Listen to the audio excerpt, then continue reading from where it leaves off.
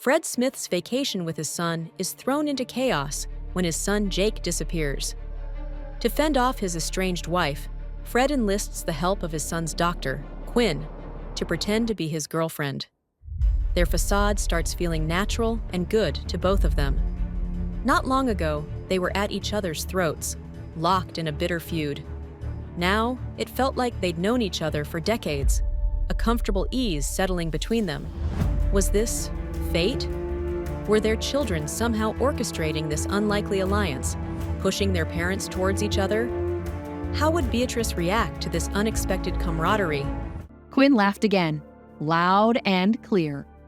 At the same time, outside the hotel's suite door, Beatrice leaned against the door and cried. Her mascara dripped down her face in black lines. Quinn's laughter echoed through the doorway and down the hall. Beatrice's fake tears immediately dried up, and she wiped at the smeared makeup under her eyes. "I cannot believe you!" Beatrice roared as she beat on the door. "Sure moved on quickly, didn't you?" The only answer was more laughing. Beatrice banged on the door even harder. Her knuckles turned red in the process. She yelled to be heard above the laughter and her own banging. "Who is that?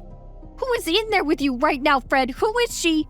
Beatrice screamed at the top of her lungs. Now, doors along the hallway started to open. Other guests in the hotel leaned out of their rooms at the sound of Beatrice's screams. "I'm not leaving, Fred. Not until I see the awful woman who is in there with you," Beatrice yelled. She flung her coat off and stomped her high heels into the fancy hotel carpet. Behind her, in Quinn's room, Jake Smith, pretending to be his brother Denny Murphy, opened his hotel room door and peeked out to see what the screaming was about. But when Jake spotted his mean mother Beatrice, he slammed the door shut and bolted it closed. Luckily, Beatrice didn't notice Jake behind her. She screamed and raised her fist to hit the door again, when a hand grabbed her arm. The hotel manager and 2 security guards had decided to intervene. "Ma'am," began the manager, "I've had calls from several guests about the disturbance you're causing here. I'm going to need you to come along with us now. Whatever issues you have with our guests will need to be settled outside of Dragon World. This is a place for family fun." "Are you out of your mind?" Beatrice snapped at the man. He tried to pull her away from the door, but Beatrice collapsed onto the floor in a heap of designer clothes. "Do you want the paparazzi waiting for you outside? This breakdown will be front-page news if you don't get it together," Fred called through the door. "I don't care. You're cheating on me. I have to see who she is," Beatrice cried. "Let's go, ma'am," said the manager gently as the security guards pulled Beatrice toward the hotel elevator. She wailed the entire walk to the elevator. Meanwhile, Denny Murphy, stuck pretending to be Jake Smith, had been sitting in the hotel lobby drinking soda after soda from the kitchen, while the staff thought his father was on a business call. He thought an hour was enough time for Quinn and Fred to fall in love and be married by morning. He wanted them to get married at the Dragon Castle at the theme park, where the Dragon's Breath coaster looped around behind and breathed fire above the courtyard. Denny and Jake could be wizards, and their sister Sammy could be their knight of honor. It's going to be perfect, Denny thought when he pushed the button for the penthouse floor. Then the elevator doors opened and Denny saw an important-looking man getting off the elevator, followed by 2 security guards who were escorting a bedraggled, crying woman from the premises. Denny watched as this dramatic circus passed him by and used the attention generated by the situation to sneak back onto the elevator. The boy wondered whether he would be able to sneak back upstairs as easily as he had snuck to the lobby.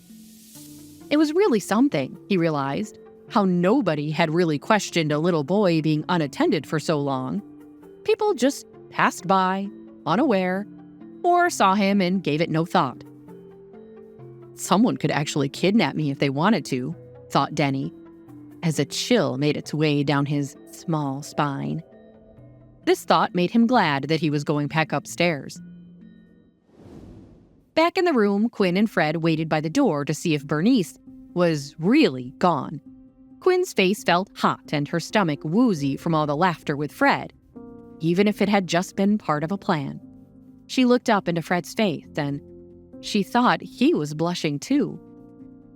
"Convincing enough?" Quinn asked. "Could have been better," Fred teased. "Oh, shut up." Quinn shoved him playfully.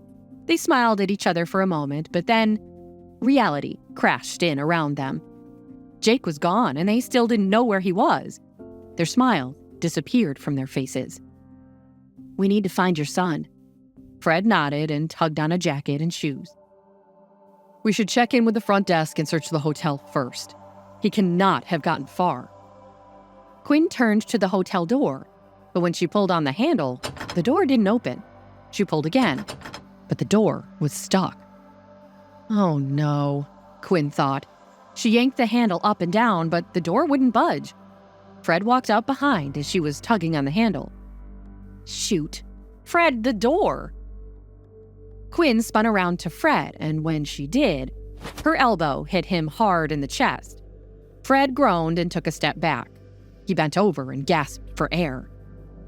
"Oh my God, are you okay?" Quinn bent over him. Fred tried to wave her off, but then he collapsed to the floor. "Fred?" Quinn dropped down to her knees and opened up her medical bag. "Fred, where does it hurt?" Fred motioned toward his chest, and Quinn put on her stethoscope to listen to his heart. When she pressed down on one side of his chest, he twisted away from her in pain. She turned away from him to open her medical bag. "Get out!" Fred yelled at her. "Get away!" "I'm a doctor, Fred, and you're being ridiculous." Quinn placed a hand on Fred's shoulder, and he tried to shake it off. But she persisted. Her oath demanded as much. "I'm a doctor. Let me help you," Quinn insisted. Fred shook his head again, but then his body started to convulse. He was having a seizure. "Fred!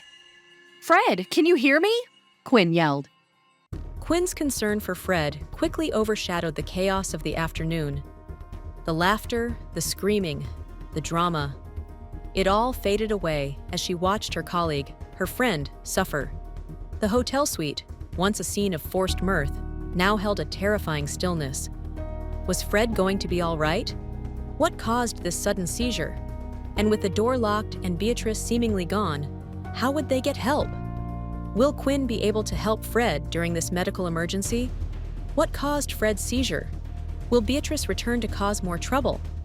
Hey, I'm Jenny. If you're wondering what happens next, download the Pocket FM app now and listen to the exciting episodes of A Mother's Battle.